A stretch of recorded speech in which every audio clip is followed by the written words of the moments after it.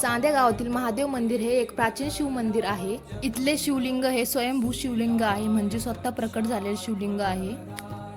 Hello guys, जय महाराष्ट्र. तर मी आई श्रद्धा शेखिम परत एकदा स्वागत आहे तुमचं माझ्या या मिनी ब्लॉग मध्ये. आणि आज आहे महाशिवरात्री. महाशिवरात्रीच्या सर्वात प्रथम तुम्हाला खूप खूप शुभेच्छा. आणि आज मी जाणार आहे आमच्या गावातल्या महादेव मंदिरात, त्यामुळे ब्लॉग लास्ट पर्यंत नक्की बघा. आता मला सांगितलंय मम्मीने रांगोळी काढायला, सो आता मी रांगोळी काढणार आहे. कशी रांगोळी काढायची मम्मी? पिंड काढू महादेवाची. व्हिडिओचा नाद मग हा नाद पाहिजे, नाद माणसाला. 3,000 ते किती माझ्यासाठी किती फॉलोअर्स आहेत? 3,000 म्हणते. ते पण लवकरच होतील बघ. तू काढायला काय गेलते आणि झालं काय हे बघा. यामध्ये रांगोळी टाकायची होती आणि खाली ते पडणार होतं, पण ते खाली रांगोळीच पडली नाही. काय झालंय बघा गाईस, बघू शकता तुम्ही आपली रांगोळी. ब्लॅक कलर नव्हता माझ्याकडं, त्यामुळे मी ब्राऊन कलर यूज केला. ब्लॅक रांगोळी काढून झाली आहे आणि चला आता आतमध्ये. तर हिला देवपूजा करायला बसवले मावशीने. मला आवडतं देवपूजा करायला.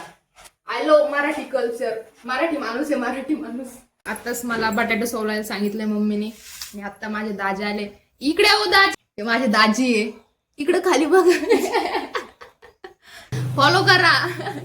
तर आता मला मम्मीने रताळे काढायला सांगितले आहे.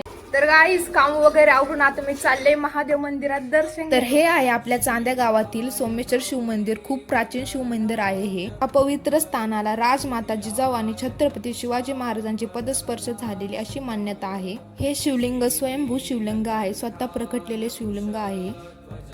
शिवबाबांचं यात आपल्या सगळ्या शिवरात्रीची माहिती दिलेली आहे. अच्छा, शिवरात्रीची माहिती का सगळी? बघा, इकडे माझी मैत्रीण भेटली मला, वैष्णवी. टाक भरतो.